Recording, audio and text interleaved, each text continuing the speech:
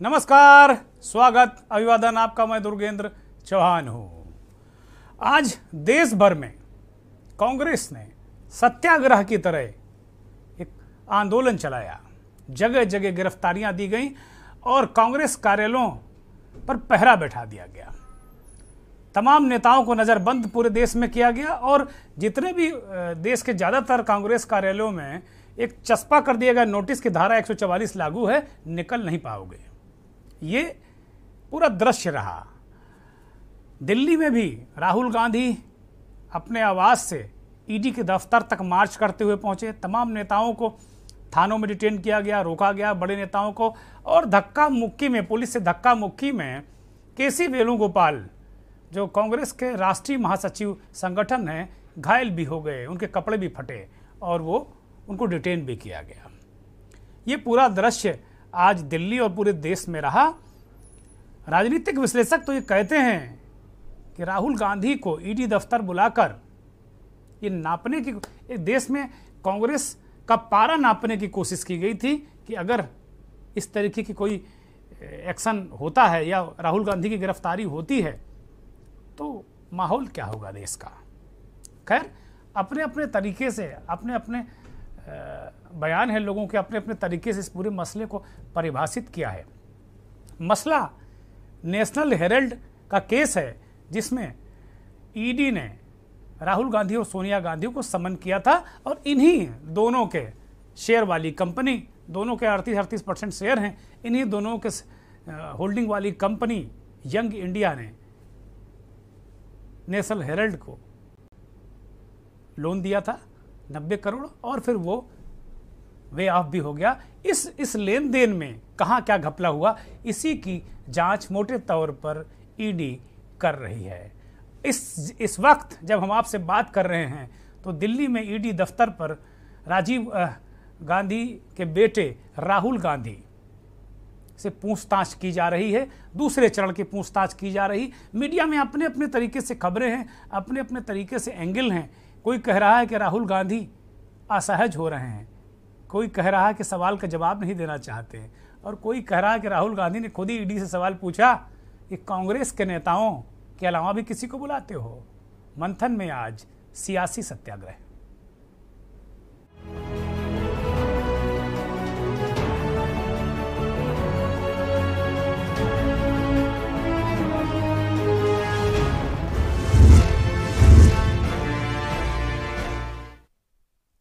सियासी सत्याग्रह।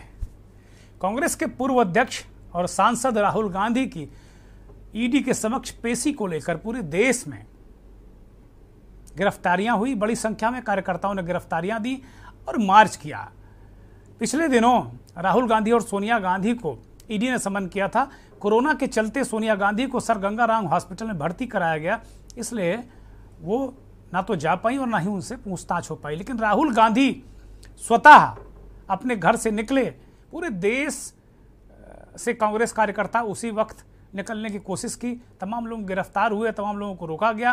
राहुल गांधी अपने घर से निकले और पैदल मार्च करते हुए, पद यात्रा करते हुए, इसे सत्याग्रह नाम दिया गया। और ये सत्याग्रह, सियासी सत्याग्रह करते हुए राहुल गांधी ईडी के दफ्तर पहुंचे। पहले चरण में लंच से पहले दोपहर में उनसे 3 घंटे तक पूछताछ की गई और उसके बाद उन्हें लंच पर छोड़ा गया। लंच के लिए वो अपने घर गए और फिर वापस आ गए। अब भी पूछताछ उनसे चल रही है। कांग्रेस पार्टी ने इसे अघोषित आपातकाल बताया है और नेताओं ने तीखी प्रतिक्रिया व्यक्त की है। आज दिल्ली में एक अलग तरीके का सियासी नजारा देखने को मिला। कांग्रेस के अंदर भी अशोक गहलोत के हाथ में कमान नजर आई। राहुल से पूछताछ हो रही थी, प्रियंका गांधी उन्हें छोड़ने गई थी, सोनिया गांधी अस्पताल में हैं। लेकिन राजस्थान के पूर्व मुख्यमंत्री और बेहद संजीदा नेता और कांग्रेस के चाणक्य कहे जाने वाले अशोक गहलोत के हाथ कमान थी। प्रेस कॉन्फ्रेंस हो, चाहे मीडिया के सामने जाना हो, अशोक गहलोत का एक वीडियो वायरल हो रहा था कि भाई मुझे जाने तो, भाई 4-5 लोगों के जाने से वहाँ क्या दिक्कत हो जाएगी, आप भी चलो, आप समझो देश में क्या हो रहा है। तो अशोक गहलोत आज एक तरीके से कांग्रेस में पिक्चर में थे। बाकी दिग्विजय सिंह हो, चाहे अन्य बड़े नेता हों, ज़्यादा से ज़्यादा नेता हरीश रावत, दिग्विजय सिंह, जो पुराने चावल कहिए, वो दिल्ली में थे और वो गांधी परिवार के साथ एकजुट थे। लेकिन कांग्रेसियों ने कहा कि राहुल गांधी तो निमित्त मात्र हैं। राहुल गांधी को तो बुलाया, राहुल गांधी से पूछताछ के खिलाफ कोई पूरे देश में मार्च नहीं हुआ है, ना ही लोग सत्याग्रह पर उतर आए हैं। राहुल गांधी एक निमित्त मात्र हैं। सवाल यह है कि जिस तरीके से सुरक्षा एजेंसियों का, सरकारी एजेंसियों का दुरुपयोग मौजूदा मोदी सरकार कर रही है, उसके खिलाफ ये आम आदमी का आक्रोश है जिसे कांग्रेसियों ने प्रस्तुत किया है। 24 अकबर रोड दिल्ली का कांग्रेस का मुख्यालय, वहां जाने वाले कई रास्तों पर बैरिकेड लगा दिए गए थे और इलाके में धारा 144 लागू कर दी गई थी ताकि किसी प्रकार का धरना प्रदर्शन न किया जा सके।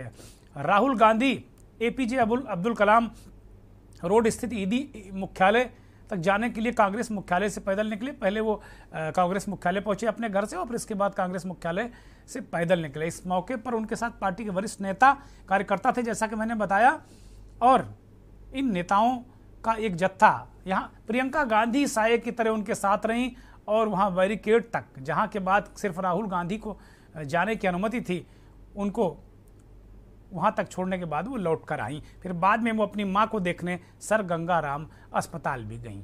कुल मिलाकर जबरदस्त हल्ला गुल्ला, जबरदस्त आंदोलन कांग्रेस के कार्यकर्ताओं ने दिल्ली से लेकर, लखनऊ से लेकर, चेन्नई से लेकर, हैदराबाद, मध्य प्रदेश का भोपाल हो, राजस्थान का जयपुर हो, चारों तरफ माहौल था और राहुल गांधी वहाँ पहुँचे और उनसे पूछताछ, दूसरे राउंड की पूछताछ भी अभी हो रही है।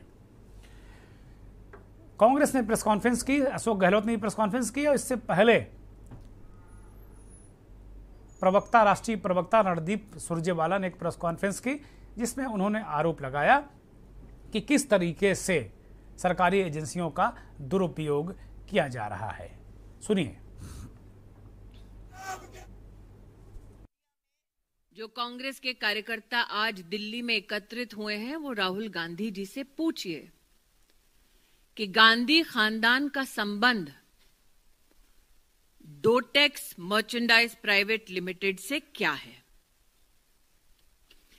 क्या ये सत्य है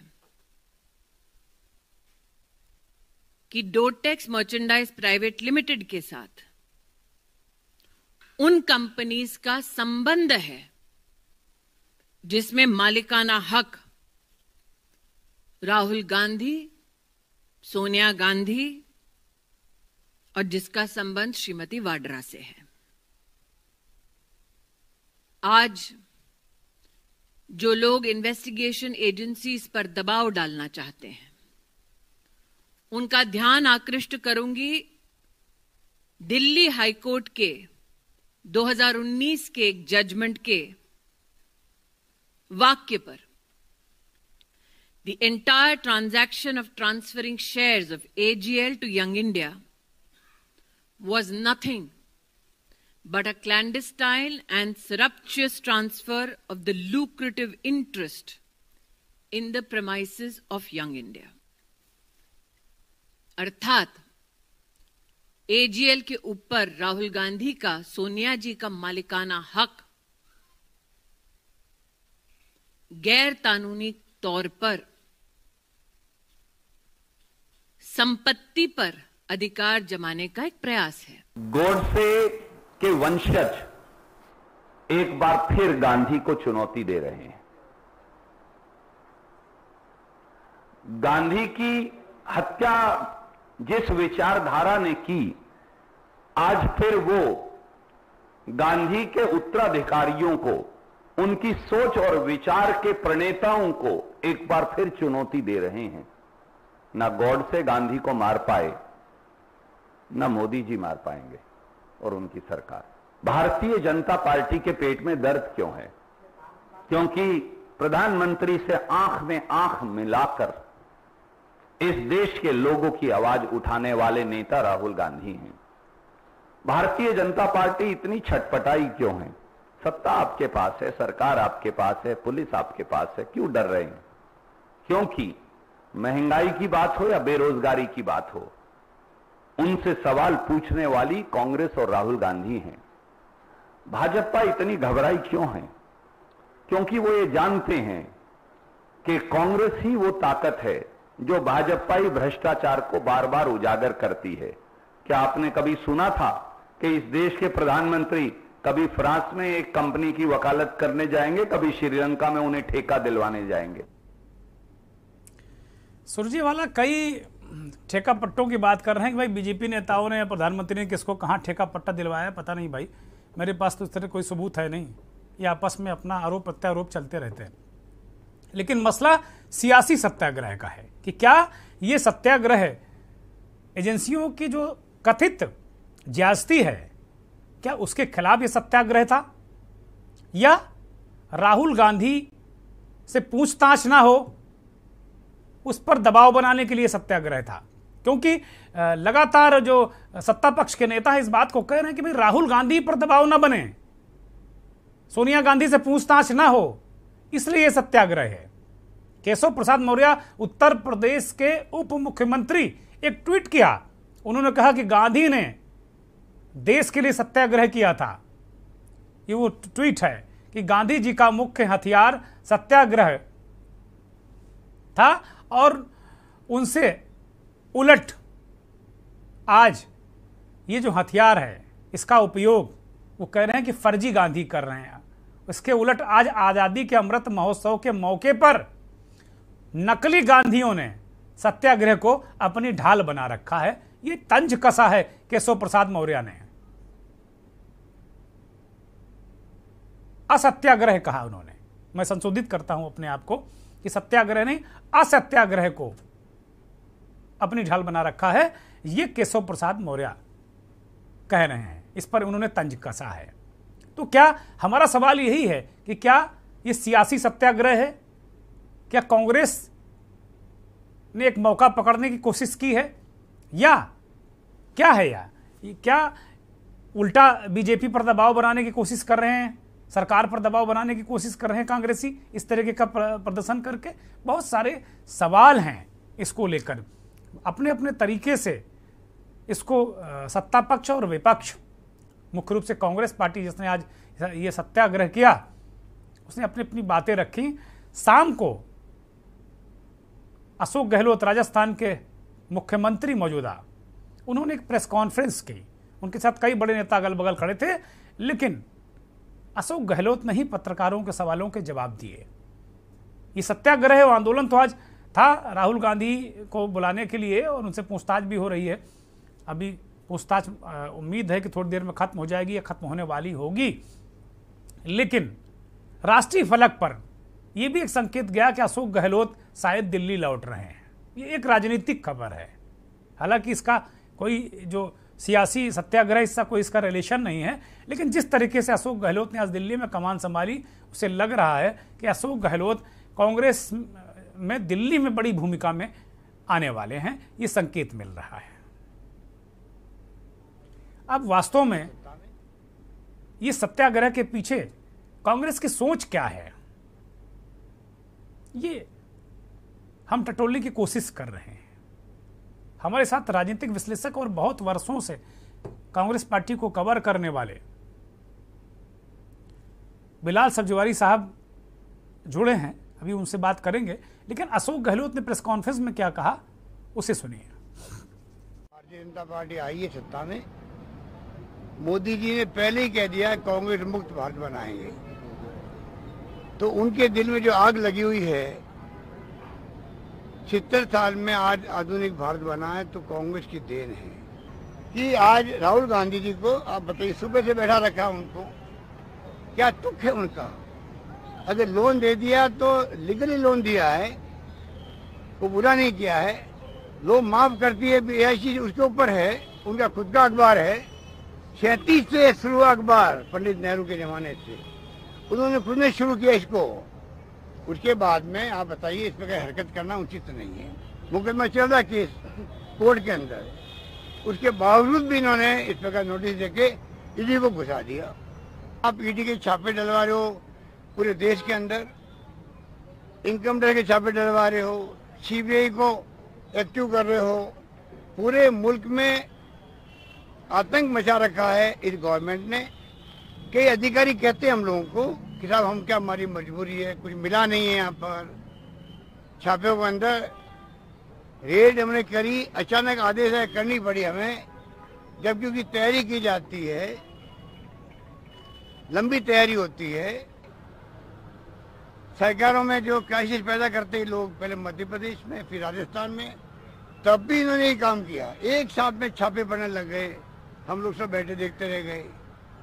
ईडी का छापा पड़ गया हमारे खुद के परिवार के घरों में। एक मजाक बना रखी है देश को और पूरा मुल्क देख रहा है। आज मैंने रिक्वेस्ट करी ईडी के डायरेक्टर को, सीबीआई के डायरेक्टर को और इनकम टैक्स के सीबीडीटी के चेयरमैन को, मैं आपसे मिलना चाहता हूं और मैं मेरी भावना व्यक्त करना चाहता हूं कि पूरे मुल्क के लोगों की भावना क्या है। तीनों हमारी प्रीमियर एजेंसी है देश की, मानी हुई।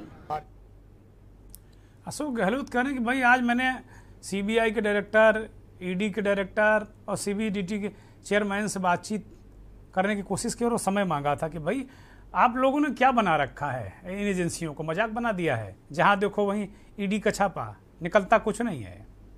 ये एक राजनीतिक, कांग्रेस आरोप लगा रही है कि भारतीय जनता पार्टी की सरकार इन एजेंसियों का राजनीतिक उपयोग कर रही है, दुरुपयोग कर रही है, बल्कि अपने विरोधियों को दबाने के लिए। आज ट्विटर पर यहाँ तक चीज़ें खूब चली, ट्रेंड हुई कि ये अपने आप में लोकतंत्र का गला घोटने के लिए ईडी का इस्तेमाल भारतीय जनता पार्टी की केंद्र सरकार कर रही। खैर, बहुत सारे आरोप हैं, प्रत्यारोप हैं, जवाब हैं, हो सकते हैं। ईडी जांच कर रही कि राहुल गांधी और सोनिया गांधी ने नेशनल हेराल्ड मामले में कहाँ भ्रष्टाचार किया, कैसे गलत तरीके से शेयर अपने नाम ट्रांसफ़र करा, ये सब तमाम सारी बातें हैं। लेकिन सिर्फ इतना ही नहीं है, ये सिंपल सा केस नहीं है, इसके पीछे राजनीतिक कारण बहुत सारे हैं और इन राजनीतिक कारणों पर प्रकाश डालने के लिए हमारे साथ राजनीतिक विश्लेषक और वर्षों तक कांग्रेस पार्टी की राजनीति को बहुत अच्छी तरीके से समझने वाले बिलाल सब्जवारी साहब जुड़ गए हैं। बिलाल भाई नमस्कार, स्वागत, बहुत बहुत आभार। आज पूरा दिन दिल्ली में गहमा गहमी बिलाल भाई रही, आपने देखा होगा क्या स्थिति रही, क्या परिस्थिति रही, ये सभी ने देखा। वास्तव में कांग्रेस ने ये जो सत्याग्रह किया, मैं इसे तो फिलहाल सियासी सत्याग्रह कह रहा हूं कि सियासी सत्याग्रह है ये। इसके पीछे इतनी सारी भीड़, देश भर में जगह जगह लोग उतारा है। भाई राहुल गांधी से अगर पूछताछ के लिए बुला लिया तो कौन सा आफत हो गई थी? ठीक है, राहुल गांधी जाते, सवालों का जवाब दे देते, इतना हल्ला मचाने की कांग्रेस को पूरे देश में क्या जरूरत थी? बिलाल भाई। दुर्गेंद्र जी, इसको लार्जर परिप्रेक्ष्य में समझने की जरूरत है। मौजूदा हालात जिस तरह से कांग्रेस के लिए बने हुए हुए, वो कहीं ना कहीं बड़ा ट्रिकी पॉइंट है कि कांग्रेस इस पॉइंट से अपने आप को निकालती कैसे है। दरअसल भारतीय जनता पार्टी की रणनीति ये है कि वो कांग्रेस को डिस्टेबलाइज करके रखे, अपने पैरों पे ना खड़ा होने दे। इसीलिए ईडी, इन्फोर्समेंट डायरेक्टरेट, सीबीआई वगैरह का इस्तेमाल होता है। और भारतीय जनता पार्टी बहुत अच्छी तरह जानती है कि नेहरू परिवार, सोनिया गांधी, राहुल गांधी, प्रियंका गांधी, जो कांग्रेस की रीढ़ की हड्डी है, अगर इनको हम डिस्टर्ब रखेंगे तो कांग्रेस डिस्टेबलाइज रहेगी और अपने आप को यूनाइट नहीं कर पाएगी। और कांग्रेस को जरा भी यूनाइट करने का मौका मिला तो वो एक भारतीय जनता पार्टी के सामने एक मजबूत विपक्ष बनकर उभर सकती है। ये तो भारतीय जनता पार्टी की रणनीति का हिस्सा है कि वो समय समय पर भारतीय कांग्रेस को डिस्टेबलाइज रखती है। और रहा कि कांग्रेस मुक्त भारत की बात, तो कांग्रेस मुक्त भारत को लेकर भारतीय जनता पार्टी में भी दो ओपिनियन है। मोदी भले ही ये जुमला बोलते रहे हैं कि वो देश को एक कांग्रेस मुक्त भारत देना चाहते हैं, लेकिन गडकरी समय समय पर ये बोलते हैं कि विपक्ष के देश के अंदर कांग्रेस का जिंदा रहना जरूरी है ताकि एक जिम्मेदार विपक्ष जिंदा मौजूद रहे देश के अंदर। और सिर्फ गडकरी नहीं, मोहन भागवत भी समय समय पर ऐसा बोलते रहे। तो भारतीय जनता पार्टी में इसको लेकर दो ओपिनियन है। अब रहा कांग्रेस का सवाल, देखिए ये नेशनल हेराल्ड का मसला है, टेक्निकल मसला है, कानूनी पेचीदगियों से घिरा मसला है। लेकिन इस समय ये एक राजनीतिक फलक पर आके खड़ा हो गया। जिस तरह से आज कॉल दी गई, पॉलिटिकल कॉल दी गई, राहुल गांधी जब ईडी में समन्ड किए गए, तो कांग्रेस की पूरी रणनीति ये थी कि वो अपने कार्यकर्ताओं को बुलाए और कांग्रेस के वरिष्ठ नेता की प्लेयर राहुल गांधी को एक विक्टिम की तरह पेश करे देश के अंदर, ताकि एक सिंपैथी गेन कर सके। और राजस्थान के मुख्यमंत्री अशोक गहलोत की जो प्रेस कॉन्फ्रेंस थी वो इसी इंप्रेशन के साथ थी। आपने ये भी देखा होगा कि आज कांग्रेस के नेताओं को पार्टी दफ्तर में नहीं घुसने दिया गया। दरअसल कांग्रेस बैकडोर चैनल से भी डिप्लोमेटिक संबंध बना के रखी हुई एजेंसी से, और एक चेहरा वो जनता के सामने पेश कर रही है कि विक्टिम कार्ड खेल रही है ताकि जनता के अंदर उसे सिंपैथी मिल सके। वहीं कांग्रेस की स्ट्रेटेजी ये भी थी कि अगर उसके नेताओं को 24 अकबर रोड के अंदर एंट्री मिलती तो वो वहां से कलेक्ट होके बैक पीछे वाले गेट से राष्ट्रपति भवन तक एक मार्च करते और वहां पर एक मेमोरेंडम सौंपना चाहती थी। ये उनकी स्ट्रेटेजी का हिस्सा थी और ये बताना चाहते थे कि देश के अंदर लोकतंत्र के साथ किस तरह से खिलवाड़ हो रहा और राजनीति और जो एजेंसीज हैं उसके माध्यम से लोकतंत्र के नेताओं के साथ साथ जो मुख्य विपक्ष पार्टी के नेता उनको भी दबाने का काम किया जा रहा है। तो एक मैसेज देना चाहते थे जिसको भारतीय जनता पार्टी ने ट्रेस कर लिया समय पर और उनको ये अलाउ नहीं किया। तो कुल मिलाकर ये एक प्रेशर गेम है जहां भारतीय जनता पार्टी फिलहाल अपनी दबाव ज्यादा बनाते हुए नजर आ रही है और वो एक मैसेज देना चाहती है देश के अंदर कि देखिए राहुल गांधी, प्रियंका गांधी, सोनिया गांधी ये एक परिवारवाद की जो राजनीति करते आए हैं, ये भी दूध के धुले नहीं है। भारतीय जनता पार्टी की रणनीति है कि अगर इनको डेंट कर दिया जाए, इनको स्पॉटेड कर दिया जाए तो इनकी छवि धूमिल हो जाएगी और उनका लेवल प्लेइंग फील्ड जो चेक एंड बैलेंस है लोकतंत्र के अंदर वो खत्म हो जाएगा और उन्हें आगे तक खेलने का मौका मिलेगा। मिलाल साहब, एक चीज और देखने को मिली, जब ये नरेंद्र मोदी सत्ता में आने से पहले रॉबर्ट वाड्रा को लेकर बहुत सारे आरोप लगाते थे, ढेर सारे। अब तक तो मुझे लगता है जितने आरोप वो लगाते थे तो मुझे लगता है कि वाड्रा को भी, मोदी सरकार को 8 साल हो गए तो वाड्रा को भी 8 साल जेल में होना चाहिए था। आज मैं देख रहा था कि वाड्रा साहब दौड़ दौड़ कर चैनल को इंटरव्यू दे रहे थे मतलब एक दृश्य ये भी आज देखने को मिला कि वाड्रा साहब भी अब कांग्रेस की राजनीति में अच्छा खासा इंटरेस्ट लेने लगे हैं और वो लगातार पार्टी की बातों को बोलते रहे हैं। कहीं ऐसा तो नहीं है कि कांग्रेस जितनी मुश्किल में है उसके बहुत कारण रॉबर्ट वाड्रा साहब हों, उसको भारतीय जनता पार्टी इस तरह पेश करती है? अगर मेरा यही सवाल बार बार मन में क्या आता है कि इतने बड़े अगर वो कोई भूमाफिया हैं और इतने बड़े अगर वो तस्कर हैं तो उनको बाहर क्यों रखा गया है? उनको गिरफ्तार, वो प्रियंका गांधी तो है नहीं कि आप के वोट इकट्ठा हो जाएगा कांग्रेस के पास, या सोनिया गांधी तो है नहीं कि उनकी गिरफ्तारी हो जाएगी। मैं आज कहीं पढ़ रहा था आजमगढ़ के चुनाव को लेकर, तो ये एक पुरानी स्मृतियां किसी वरिष्ठ पत्रकार ने लिखी थी कि भाई इंदिरा जी जब संकट में थी तो 78 में आजमगढ़ का उपचुनाव हुआ, रामनरेश यादव वहाँ से MP थे, वो मुख्यमंत्री बन गए। तो ये हुआ कि भाई इंदिरा जी खाली, तो उन्होंने कहा कोई काम वाम तो है नहीं इस समय, चलो आजमगढ़ का उपचुनाव लड़ लेते हैं। तो उन्होंने मोहसिना किदवई को प्रत्याशी बना दिया वहाँ से और खुद चुनाव लड़ाने चली गई इंदिरा गांधी।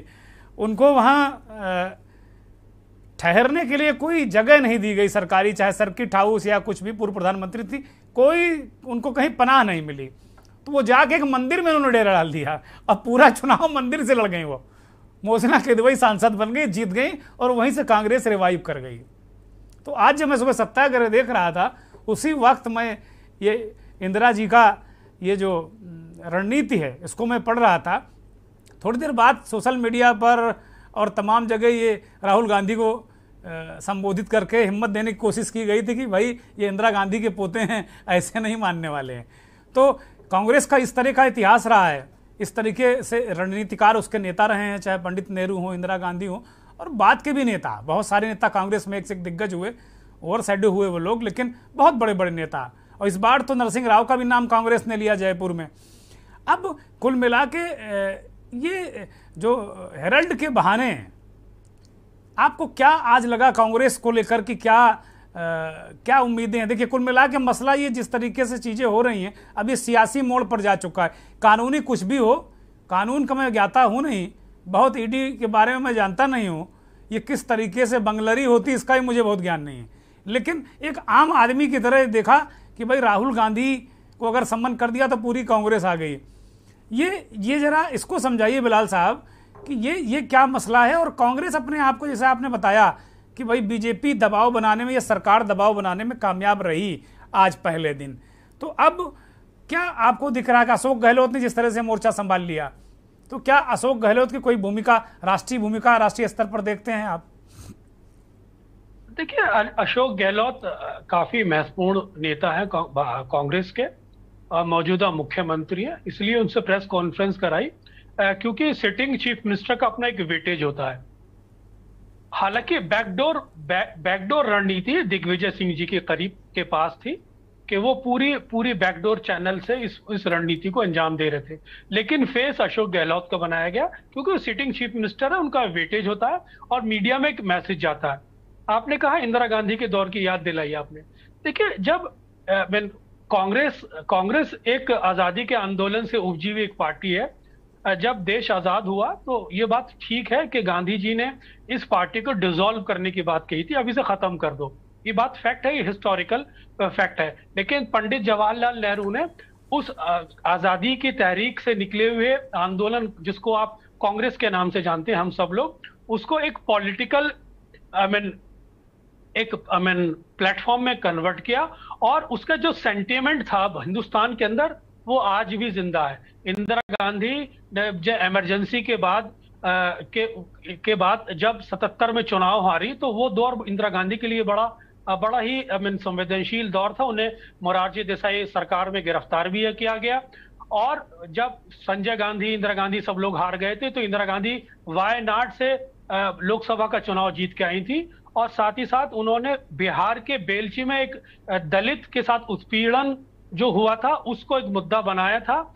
और आपने एक एग्जाम्पल आपने भी दिया कि उत्तर प्रदेश के अंदर उन्होंने मोहसिना किदवाई को उतारा था। तो ये परिस्थितियां थी, लेकिन उस समय तक कांग्रेस का जो एक जुड़ाव था वो आम लोगों से जुड़ा हुआ था, एक सेंटिमेंट था, लोग रेस्पेक्ट करते थे कांग्रेस पार्टी की। कांग्रेस पार्टी के अंदर को लेकर लोगों को दिलों में एक दर्द हुआ करता था, आजादी के आंदोलन से जुड़े हुए लोग पार्टी मानते थे, इस पर विश्वास करते थे। लेकिन राजीव गांधी के बाद से परिस्थितियां बदली, पॉलिटिकल गलतियां कांग्रेस से हुई, और उसके बाद अब मौजूदा हालात के अंदर कांग्रेस यूपीए 2 के बाद इंटरनल लिफ्ट्स का शिकार हुई। कहीं कांग्रेस पार्टी राहुल गांधी के एक्सपेरिमेंट का शिकार हुई, कहीं कांग्रेस पार्टी सीनियर जूनियर का शिकार हुई, और 2014 से लेके आज तक जो 8 साल का पीरियड है, जहां कांग्रेस को अपने आप को मजबूत करना था, वो इंटरनल डिस्प्यूट में ही फंसी रह गई, और जिसका नतीजा हम सब लोग देख रहे हैं। अब बड़ी मुश्किल से राहुल गांधी ने एक नई कांग्रेस को खड़ा किया है, और राहुल गांधी जब कांग्रेस की कमान संभालते हैं तो ये ईडी का प्रेशर सामने आने लगता है। लेकिन जब प्रियंका गांधी को डिमांड होने लगती है तो ये ईडी का प्रेशर वाड्रा पे चला जाता है। तो ये स्ट्रैटेजी है, अकॉर्डिंग टू समय के परिस्थितियों के अनुरूप बदलती रहती है। अगर प्रियंका गांधी को अध्यक्ष बनाना चाहेंगे तो यकीनन ये प्रेशर वाड्रा पे चला जाएगा, ताकि प्रियंका गांधी डिस्टर्ब रहे। और जब राहुल गांधी को कांग्रेस की कमान दोबारा सौंपने की बात चल रही है, तो राहुल गांधी को ईडी का प्रेशर से बनाकर एक संदेश दो कि ये डेंटेड लोग हैं। तो भारतीय जनता पार्टी उन्हें बैकफुट पे रखना चाहती है, ताकि ये पोल डेवलप ना हो और लेवल प्लेइंग फील्ड हिंदुस्तान के अंदर ना बन पाए।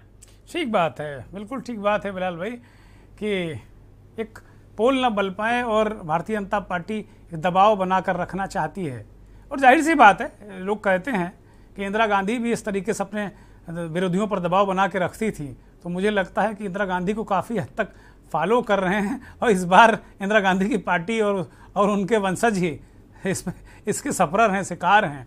एक ब्रेक का वक्त हो रहा है, एक ब्रेक लेते हैं, और ब्रेक के बाद जब आएंगे तो फिर बात करेंगे कि भाई ये जो रिएक्शन है, ये रिएक्शन क्यों ब्रेक के बाद 10 दिन बाद ये रिएक्शन क्यों हुआ, ये इसके पीछे तमाम मत हैं विद्वानों के, और बहुत लेजेंड देश के बहुत वरिष्ठ पत्रकारों ने, बहुत विद्वानों ने कहा कि भाई जो ये कई शहरों में, उत्तर प्रदेश में 8-9 शहरों में बवाल हुआ, और देश में तमाम जगह बवाल हुआ जुमे के दिन। तो ये 10 दिन में रिएक्शन आखिर क्यों हुआ, इस पर बात करेंगे। आप देख रहे हैं के न्यूज, खबरों का सारथी। देखें कौन नया खिलाड़ी आया है, समझा देते हैं, प्यार से समझाएंगे। ये तो अपनी जुबान है। जुबान एक हो तो दिल भी एक होने चाहिए। विमल बोलो जुबान केसरी। गुड मॉर्निंग चाचा, एक अदरक वाली चाय। अभी बेटा। मोदी जी मेरा परिवार। वैसे चाचा अपने दीवार पर क्यों लिखा है मोदी जी मेरा परिवार? प्राइम मिनिस्टर आपको जानते हैं? जानते तो नहीं, लेकिन हमारे दुख इनसे छुपे नहीं रहते। मतलब? नहीं समझी? घर घर मुफ्त राशन पहुंचाया, टीके लगवाए, और बेटा संकट में जो साथ खड़ा होता है वही असली परिवार होता है। समझ गई चाचा, आपका परिवार बेस्ट है। ले चाय पी। ये भारत का नया दौर है, ये भारत का नया दौर है।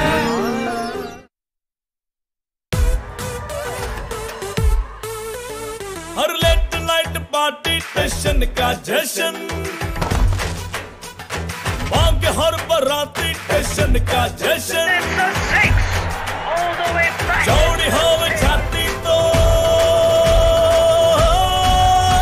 टेंशन का जश्न, टेंशन का जश्न। जहां इंडिया करे सेलिब्रेशन, वहां होए टशन का जश्न। राजश्री इलायची, टशन का जश्न। कुछ दिन ऐसे होते हैं when I love my job, और कुछ दिन ऐसे होते हैं कि I hate it। एक पायलट पे होता है इतना प्रेशर कि कूल रहना इज नॉट दैट इजी, पर गर्मी में घर को कूल रखना is now too easy with Summer Cool coolers. Summer Cool celebrates the release of Runway 34। Goldie हिंग का तड़का लगे तो सभी दबा के खाते हैं। गोल्डी हिंग, कण कण में जान। देखें कौन नया खिलाड़ी आया है, समझा देते हैं, प्यार से समझाएंगे। ये तो अपनी जुबान है। जुबान एक हो तो दिल भी एक होने चाहिए। विमल बोलो जुबान केसरी।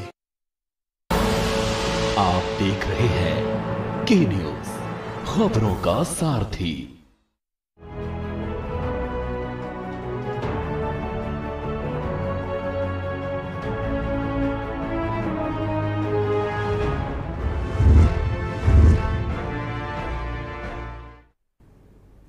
दस दिन रिएक्शन क्यों? दरअसल पूरे देश में भारतीय जनता पार्टी की पूर्व प्रवक्ता नूपुर शर्मा के मोहम्मद साहब पर दिए गए बयान के बाद 10 दिन तक कहीं रिएक्शन देखने को नहीं मिला। उसके बाद एक रिएक्शन देखने को मिला, और रिएक्शन तब देखने को मिला जब अरब और खाड़ी देशों ने भारत से एतराज जताया, राजदूतों को बुलाकर ताकीद किया, और जो भारतीय उत्पाद थे उनको बेचने से इनकार कर दिया या बैन कर दिया। इसके बाद एक वर्ग इस बात को कहता है कि अरब और खाड़ी देशों की सह मिल जाने के कारण यहाँ एक रिएक्शन देखा गया, और उसमें पथराव, बमबाजी, मारकूट सब हुई। अब हालांकि जो कार्रवाई है वो हो रही है और लगातार गिरफ्तारियां हो रही हैं, बुलडोजर चल रहा है, वो अपना एक अलग पहलू है। लेकिन मुसलमानों का एक वर्ग इस बात को लेकर चिंतित है। पढ़े लिखे लोग हैं, बहुत सारे विद्वान लोग हैं, वो इस बात को लेकर चिंतित हैं, और वो खुद सवाल पूछ रहे हैं कि 2 हफ्ते बाद ये गुस्सा क्यों आया। वो कह रहे हैं बेतुका है और ये राजनीतिक रूप से नासमझी है। ये जो मुस्लिम विद्वान हैं, पढ़े लिखे लोग हैं, वो इस बात को कहते हैं कि भाई ये जिनके दम पर आप फूल रहे हैं ना, वो नहीं कुछ करने वाले, जिनके बीच में आप रह रहे हैं वही सब कर सकते हैं। देश के जाने माने पत्रकार, मूर्धन्य पत्रकार तमाम चैनलों में बहुत शीर्ष पदों पर, अखबारों में बहुत शीर्ष पदों पर रहे कमर वहीद नकवी साहब के ट्वीट, जो कल उन्होंने एक के बाद बहुत सारे ट्वीट किए, थ्रेड, उन ट्वीट में बहुत सारी बातें, आप इस पर एक बहुत तफसील से उन्होंने अपना विचार रखा है और एक सवाल उठाए हैं, मुसलमानों को झकझोरा है। वो कह रहे हैं कि ये नासमझी का सबूत है, उनका गुस्सा इतने दिनों बाद क्यों भड़का। कमर वहीद साहब ये सवाल उठा रहे हैं, क्या उनके पास इस सवाल का कोई तार्किक जवाब है? जाहिर है कि व्यापक अरब प्रतिक्रिया के बाद भारतीय मुसलमानों के इस वर्ग को लगा कि उन्हें भी कुछ करना चाहिए। वो कह रहे हैं कि मैंने अपने पिछले ट्वीट में कहा था कि अरब प्रतिक्रिया पर हड़बड़ी में कदम उठाकर बीजेपी भारतीय मुसलमानों को गलत संकेत दे रही है। वो बीजेपी को भी कह रहे हैं कि भाई आपने अरब की प्रतिक्रिया, जो अरब कंट्रीज ने प्रतिक्रिया जताई, उसके बाद आपने तुरंत नूपुर शर्मा को निलंबित कर दिया, ये कर दिया, वो कर दिया, और ये गलत संकेत है। और वही हुआ भी। हालांकि अरब प्रतिक्रिया के बाद मोदी सरकार के पास ऐसा कदम उठाने के सिवा और कोई चारा भी नहीं था। ये भी बात वो कह रहे हैं, सरकार ने यही कदम पहले उठा लिया होता। ये बात पूरा देश कह रहा है, नकवी साहब भी कह रहे हैं, पूरा देश कह रहा कि अगर ये कदम पहले उठा लिया हो तो शायद मामला नहीं बढ़ता। ये बिल्कुल जग जाहिर है, सरकार की तरफ से यह बड़ी गलती हुई है। ये जितने विद्वान हैं, समझदार लोग हैं, इस बात को कह रहे हैं। अब इस मामले में विलंबित प्रदर्शन कर भारतीय मुसलमान जवाबी गलती कर रहे हैं। बहुत गौरतलब बात कही है नकवी साहब ने कि अब इस पर जो प्रदर्शन करके भारतीय मुसलमान, जिस तरीके से सरकार से गलती हुई वैसा ही गलती भारतीय मुसलमान कर रहे हैं। वे कौन लोग हैं जिन्होंने नूपुर शर्मा और नवीन कुमार जिंदल को धमकियां दी और क्यों? ये सवाल उठा रहे हैं नकवी साहब, सवाल उठा रहे हैं कि वो कौन लोग हैं, इन लोगों को कौन लोग धमकियां दे रहे हैं। जुमे की नमाज के बाद देश के कई हिस्सों में ऐसी हिंसा क्यों की गई? ऐसा करके इन लोगों ने उस व्यापक भारतीय जनमत की अवहेलना की है जो इस मामले में पूरी एकजुटता के साथ उनके साथ खड़ा है। बहुत पते की बात उन्होंने कही। उन्होंने कहा कि भाई आपने इस तरह से जो आपके पक्ष में खड़े होने वाले तमाम सेकुलर लोग हैं जिनको गालियां मिलती हैं, अब इस देश में सेकुलर होना फक्र की बात नहीं, लोग इसे अब उपहास का विषय बना लेते हैं कि भाई ये तो सेकुलर हैं। सेकुलर होना इस हद तक जोखिम भरा हो गया है। ऐसे में जब सेकुलर कहे के लोगों का उपहास उड़ाया जाता है, मजाक उड़ाया जाता है और उन्हें कटघरे में खड़ा किया जाता है, ऐसे लाखों सेकुलर, करोड़ों सेकुलर भारतीयों ने यहां के अपने भाइयों के लिए जो समर्थन दिया, जो जज्बा दिखाया, जो जज्बात दिखाए, उसको मिट्टी में मिला दिया। ऐसा उनके जो ट्वीट का वो है। वो कह रहे हैं कि अरब के समर्थन से, वो नकवी साहब कह रहे हैं कि भाई भारतीय मुसलमानों का एक वर्ग यदि ये सोचता है कि अरब के समर्थन से उसका सीना चौड़ा हो गया है तो यह निरी मूर्खता है। वो कह रहे हैं कि निरी मूर्खता कर रहे हैं आप लोग। भारतीय मुसलमान का हित केवल और केवल इस बात में ही है और रहेगा कि व्यापक भारतीय जनमत का समर्थन उनके साथ रहे। ये बात समझनी ही पड़ेगी। मैं इस बात का सख्त विरोधी हूं कि भारतीय मुसलमानों का नेतृत्व उलेमा या पर्सनल लॉ बोर्ड जैसे किसी धार्मिक संगठन के हाथ में हो। दो कारण हैं। पहला यह कि धार्मिक नेतृत्व किसी समाज को प्रगति के रास्ते पर ले ही नहीं जा सकता, ये उनका प्रबल मत है, क्योंकि ऐसा नेतृत्व अनिवार्य रूप से रूढ़वादी होता है। दोनों तरफ को कह रहे हैं कि भाई धार्मिक नेतृत्व चाहे इस तरफ का हो चाहे उस तरफ का हो, वो प्रगति के रास्ते पर ले ही नहीं जा सकता, उनका प्रबल मानना है। दूसरा कारण यह है कि आजादी के बाद अब तक मुसलमानों के इस धार्मिक नेतृत्व ने लगातार ये साबित किया है कि उनमें रत्ती भर भी राजनीतिक समझ और दूरदर्शिता नहीं है। नकवी साहब साहबानों प्रकरण का जिक्र करते हैं, यूनिफॉर्म सिविल कोड की बात करते हैं, बाबरी मस्जिद समेत तमाम मुद्दों पर वो इस जो मौजूदा धार्मिक मुस्लिम नेतृत्व है, उलेमा हैं, उनको कटघरे में खड़ा करते हैं और कहते हैं यह राजनीतिक नासमझी खुलकर अब सामने आ चुकी है। इस नेतृत्व ने, वो आगे कहते हैं कि इस नेतृत्व ने भारतीय मुसलमानों को धार्मिक आवेश के हवाई गुब्बारे में फुलाकर जमीनी सच्चाई से उनका मुंह मोड़ दिया है। वो एक तरीके से उनके अंदर आवेश भर देते हैं, रोष भर देते हैं और वो फट पड़ते हैं। ये प्रगति के मोर्चे पर तो पिछड़े हो ही गए हैं, उनकी सोच और छवि पर भी बुरा असर पड़ेगा। दूसरे, इस नेतृत्व की लफ्फाजियों, वो शब्द प्रयोग कर रहे हैं लफ्फाजियों से संघ का समर्थन लगातार बढ़ा है। उसे नए तर्क मिले हैं, संघ को नए तर्क मिल रहे हैं। दूसरा, केवल मुसलमानों के नाम पर बनी पार्टी को व्यापक भारतीय जनमत का समर्थन कभी मिल ही नहीं सकता, तो वो वोट की राजनीति में ऐसी पार्टी कुछ कर ही नहीं सकती। ज्यादा से ज्यादा ऐसा नेता जोशीले नारे लगा सकता है और भड़काऊ भाषण देकर सभाओं में तालियां बजवा सकते हैं, बस।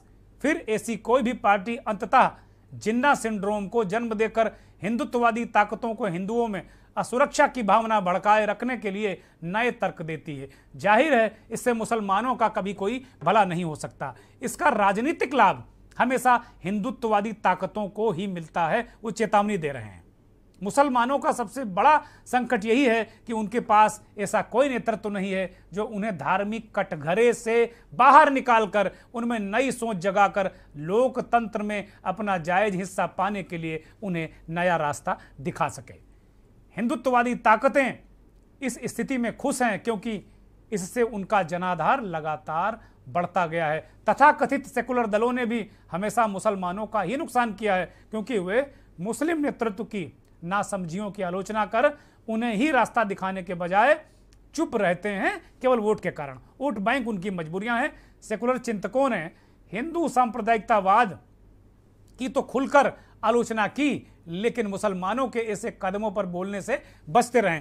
ये बहुत महत्वपूर्ण बात कही उन्होंने कहा कि भाई जो हिंदुत्व सेकुलरवादी हैं वो हिंदुत्ववादी जो करते हैं उसकी आलोचना करते हैं, लेकिन मुसलमानों की आलोचना जो मुस्लिमों में रूढ़िवादी लोग हैं उनकी आलोचना करने से बचते हैं, जबकि उन्हें दोनों तरफ बराबर बोलना चाहिए। बहुत बड़ी सोच की बात कही है।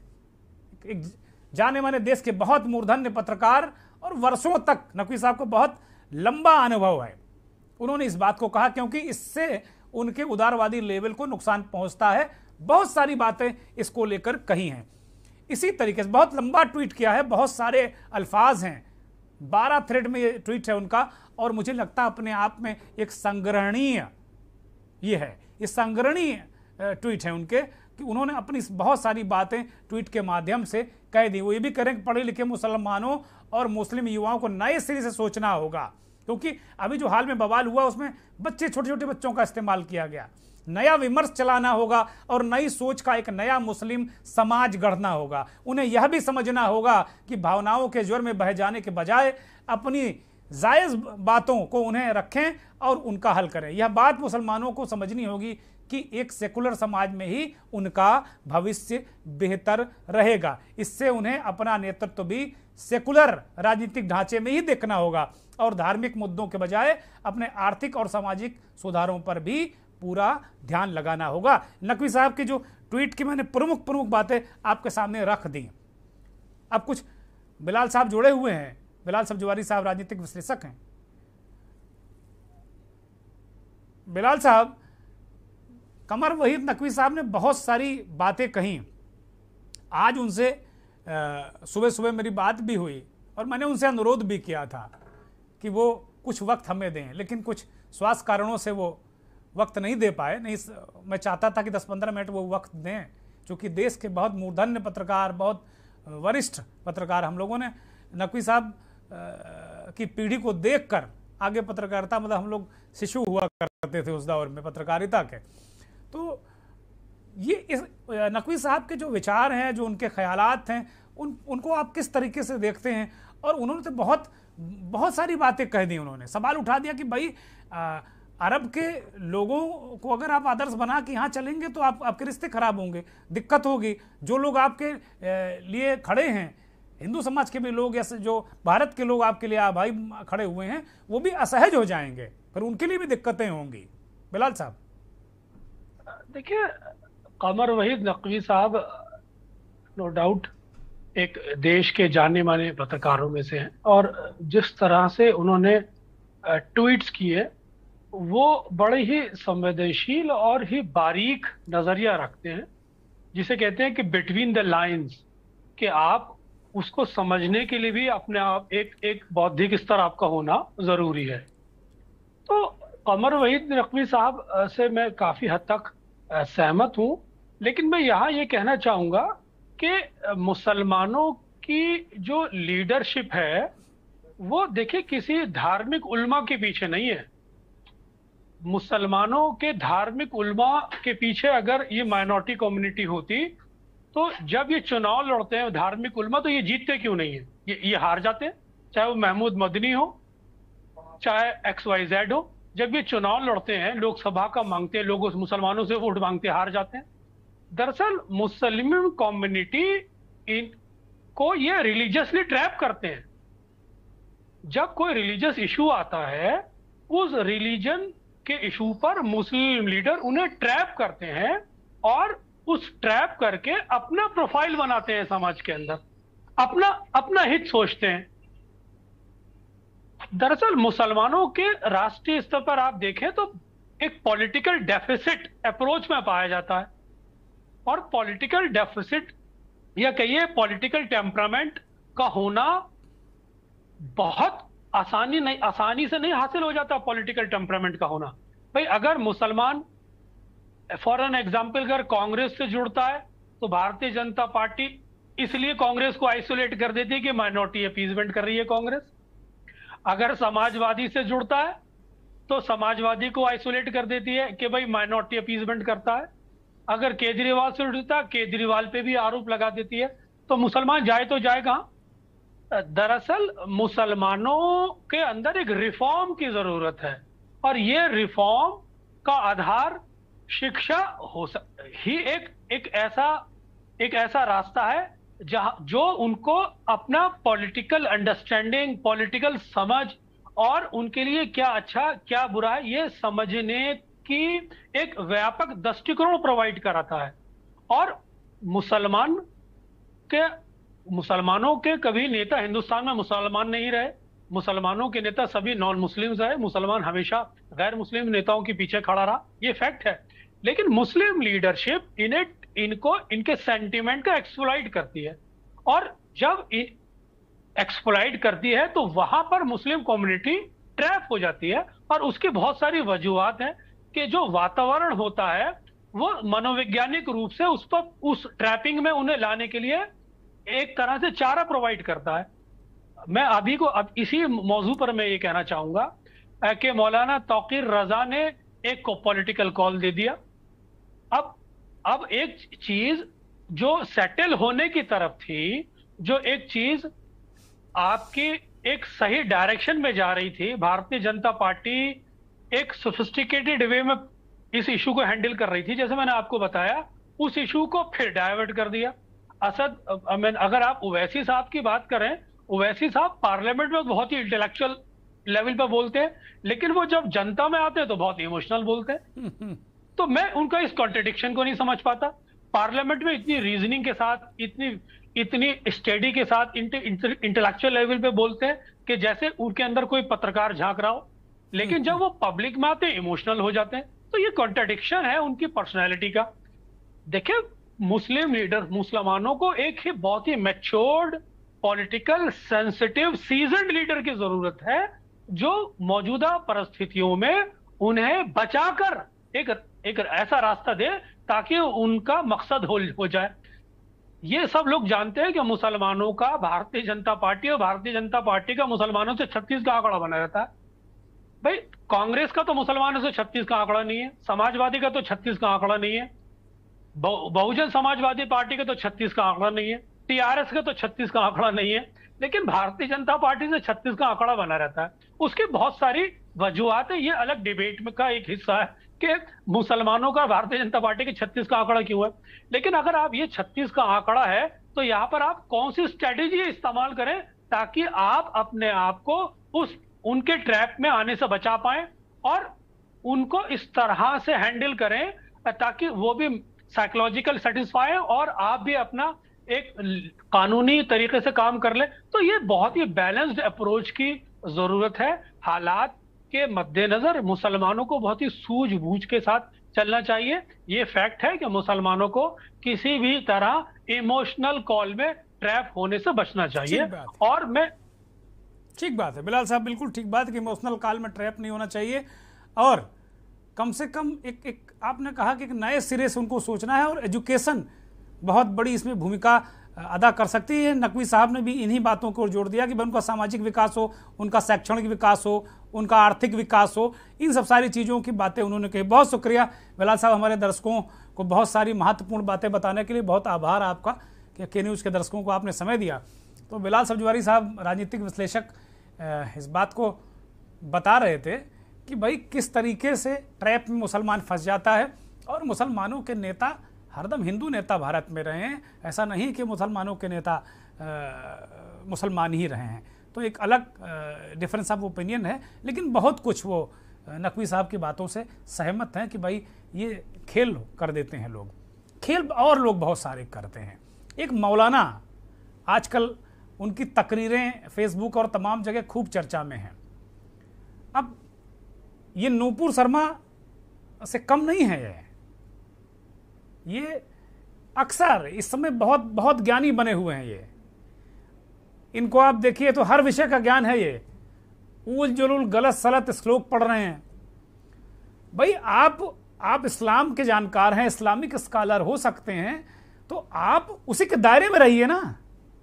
दायरा तोड़ के हनुमान जी तक पहुंच जा रहे हैं, भगवान शिव की व्याख्या कर ले रहे हैं, किसका खतना होना है किसका नहीं होना वहां तक पहुंच जा रहे हैं। जरा इनकी तकरीरें सुनिए। क्या इनको नहीं, इनके ऊपर कार्रवाई नहीं होनी चाहिए? इनके ऊपर मुकदमा लिख के इनको गिरफ्तार नहीं करना चाहिए? कि भाई आप अगर इस्लामिक स्कॉलर हैं तो उसके अंदर रहिए, विद इन द रिलीजन रहिए, जिसके आप ज्ञानी हैं। कि आप अचानक राम की व्याख्या कर लेंगे, राम सीता के विवाह की व्याख्या कर लेंगे, जो काम दूसरे लोगों ने किया और इतना बड़ा संकट उत्पन्न हो गया पैगंबर साहब पर टिप्पणी, वही काम आप कर रहे हैं। अब दूसरे लोग इसी तरह की हरकतें करें तो फिर क्या होगा? तो फिर देश चल चुका। सुनिए इनको जरा। कृष्ण जी इंसान थे और कृष्ण जी जंगल में सो रहे थे। और पढ़िए महाभारत, कृष्ण जी जंगल में लेटे थे। एक शिकारी शिकार खेलने के लिए गया और उसने हिरन को तीर मारा और उस तीर में जहर लगा हुआ था। जहर कि हिरन को लगेगा, जब तक उसके पास भाग के जाएंगे तब तक उसके जहर से वो मर जाएगा और हम उसको पकड़ के ले आएंगे और अपने यहां खा लेंगे। शिकारी हिरन का शिकार करने गया, उसने हिरन को तीर मारा लेकिन हिरन को तीर नहीं लगा। कृष्ण जी सो रहे थे, जंगल में लेटे थे, उनके पैर के निचले हिस्से में तलवे में वो तीर घुस गया। जहर लगा था, जहर के असर से कृष्ण जी मृत्यु पा जाते हैं। कृष्ण जी चले गए। भगवान है कृष्ण जी और तीर में लगे हुए जहर के असर से मृत्यु पा जाते हैं। इंसान हैं लेकिन उनको भगवान का दर्जा देके क्या कह दिया गया? कृष्ण भगवान। रामचंद्र जी 14 साल का वनवास लिए, इतने बेबस कि उनकी पत्नी सीता को रावण लेके चला गया, वो बचा नहीं सके। हनुमान और लक्ष्मण जी को तलाश करने के लिए भेजा, लेकिन रामचंद्र जी को राम मनुष्य से निकाल कर, इंसानियत से निकाल के क्या बना दिया? राम को राम भगवान। सिखों को देख लो, महावीर सिखों को गुरु नानक पर सबसे ज्यादा भरोसा करते हैं, लेकिन सिखों के टेंपल में, मंदिर में, गुरुद्वारे में चले जाइए तो गुरु नानक की मूर्ति के नीचे लिखा हुआ है गुरु नानक भगवान। जैनियों में चले जाओ, महावीर जी को मानते हैं, लिखा महावीर भगवान। दुनिया में कोई धर्म ऐसा नहीं रहा जिसने अपने यहां आने वाले इंसान को, महान पुरुष को, पुरुष रहने दिया हो, इंसान भगवान का दर्जा दे दिया। भगवान का सिर्फ इस्लाम एक ऐसा मजहब है जिसने मोहम्मद रसूलुल्लाह सल्लल्लाहु अलैहि वसल्लम को भगवान का दर्जा नहीं दिया। 24 में अगर यही रवैया रहा तो अभी आप देखिए, अभी तो मुस्लिम लड़कियों का मुस्लिमों के साथ मामला है, अभी आप देखिएगा। अभी तो सिर्फ एक आदमी बदला है, उधर जाकर धर्म चेंज किया है। अभी तो आप और हमारी बेटियां जाएंगी और धर्म चेंज करेंगी, दूल्हा बदलेंगी। कोर्टों में एप्लीकेशनें पड़ी हुई हैं कि मैं फलां लड़के से शादी करना चाहती हूं, मुझे डर है कि मेरा बाप रोड़ा अटकाएगा, मेरा बाप रोड़ा अटकाएगा।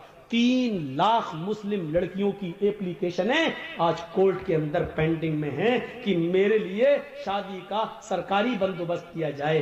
3 लाख मुस्लिम लड़कियां गैर मुस्लिमों के साथ निकाह करने के लिए तैयार हैं। सुनना पड़ेगा तुम्हें ये सब कुछ, तुम्हें क्या तुम्हारे बाप को भी सुनना पड़ेगा। दे दो मोबाइल हाथ में।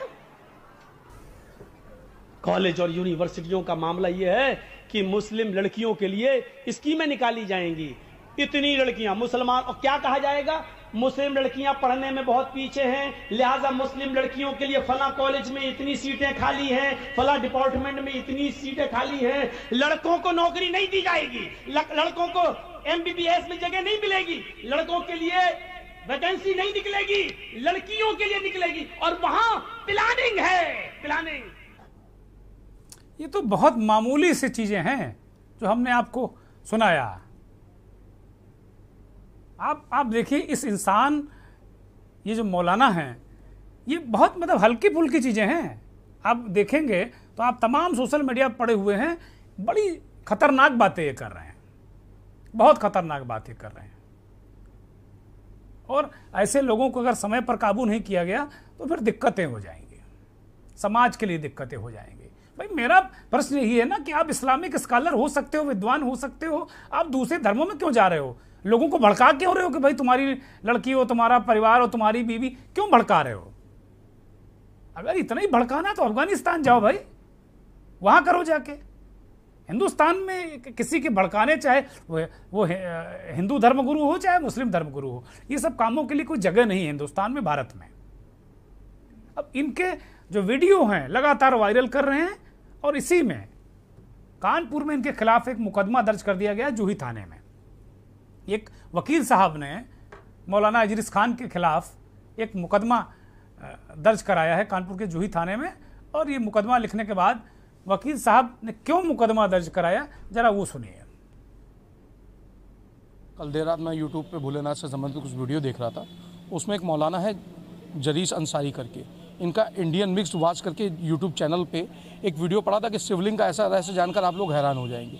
तो उस जब वीडियो को मैंने देखा, 16 मिनट का वीडियो था, तो उसमें सबसे पहले तो माता पार्वती और हमारे आराध्य देव महादेव को लेकर बड़ी अभद्र टिप्पणी करते हुए कि अपमानजनक हंसी उड़ाई गई कि ये लोग देवी देवता है और उसके बाद भी संतान नहीं पैदा कर पा रहे हैं। उसके बाद जब मैंने वीडियो को और देखा कि मैंने कहा इसमें और क्या हो सकता है, तो इस वीडियो के अंदर मौलाना जरीस अंसारी जो है अपने धर्म विशेष के लोगों को यह कहते हुए भड़का रहा है कि हिंदू धर्म में सबसे पहला खतना महादेव का ब्रह्मा जी के द्वारा किया गया।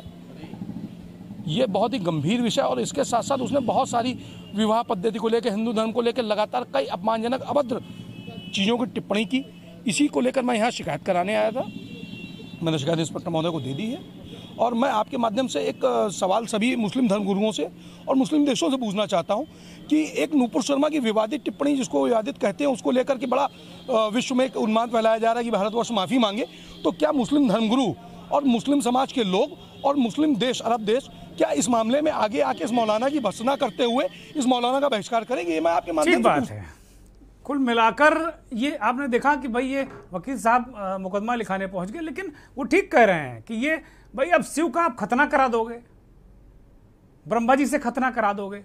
सारे धर्मों का ज्ञान इन मौलाना साहब को है, जरीस खान साहब को। मैं देख रहा हूं, मैं भी देख रहा था कई दिनों से कि इनकी हरकतें समाज हित की तो नहीं है, बिल्कुल बिल्कुल नहीं है। अरे भाई आप विद इन द सर्किल रहिए, जो दायरा आपके लिए मुकर्रर किया गया उस दायरे में रहिए ना, दायरे से बाहर क्यों जा रहे हैं आप? गलत बात है ये, और ऐसे लोगों के खिलाफ सख्त कार्रवाई करनी चाहिए। उत्तर प्रदेश की सरकार, देश की सरकार और जो भी सुरक्षा एजेंसियां हैं, जो भी साइबर सेल के लोग हैं, हम कहेंगे कि ऐसे लोगों का पता लगाकर इनके खिलाफ सख्त कार्रवाई कर देनी चाहिए। कि भाई आपको अपने धर्म का प्रचार करना करिए, अपने धर्म को श्रेष्ठ बताना बताइए, लेकिन दूसरे के भगवान इंसान थे, उनको इंसान को कैसे भगवान बना दिया गया? आपको पता भी है मैथोलॉजी क्या है इसके पीछे। आप गलत सलत श्लोक पढ़ रहे हैं और तालियां बजवा रहे हैं कि आप बहुत बड़े संस्कृत के ज्ञानवान व्यक्ति हैं। गलत बातें हैं। ऐसे ही तत्व, इन्हीं को कहते हैं समाज विरोधी तत्व। ये समाज का हित नहीं करते। यही लोग भड़काते हैं कि भाई मुसलमानों की लड़कियां हिंदू शादी कर ले रही, ये फला ये कर रहा है, शिव जी का खतना हो गया। क्या मतलब है भाई, क्या मतलब है? अगर किसी के आराध्य हैं और उनके बारे में इस तरह की टिप्पणी करोगे तो आप जायज ठहराओगे। दूसरे लोग जो टिप्पणी करते हैं, जो गलत लोग हैं, उनको भी जायज ठहरा दोगे, क्योंकि आप भी वही काम कर रहे हो। अब वक्त हो चला है चलते चलते का, और चलते चलते में हम बात करेंगे कि मध्य प्रदेश में पंचायत चुनाव है और सरपंच पद की प्रत्याशी अपने पति के साथ वोट मांगते हुए नजर आ रही हैं। मध्य प्रदेश के विदिशा जिले का ये वीडियो वायरल हुआ है। इसमें किस तरीके से वोट के लिए किस हद तक जाना पड़ता है, ये दृश्य इस वीडियो में देखिए। मुझे इजाजत दीजिए, बहुत बहुत धन्यवाद, नमस्कार। और हमें सब लोग आशीर्वाद भी दियो। तुम्हारी बहू खड़ी भई है विलास पे, सेवा और सुरक्षा की सब व्यवस्थाएं होंगी और पढ़ाई की। और हमें सब लोग आशीर्वाद भी दियो। तुम्हारी बहू खड़ी भई है विलास पे, सेवा और सुरक्षा की सब व्यवस्थाएं होंगी और पढ़ाई की। और हमें सब लोग आशीर्वाद भी दियो। तुम्हारी बहू खड़ी भई है विलास पे, सेवा और सुरक्षा की सब व्यवस्थाएं होंगी और पढ़ाई की। इस कार्यक्रम के प्रायोजक करता है रामा हॉस्पिटल, किफायती एवं बेहतर स्वास्थ्य सेवाएं। समर कूल कूलर और होम अप्लायंसेस लीजिए और बेफिक्र हो जाएगी।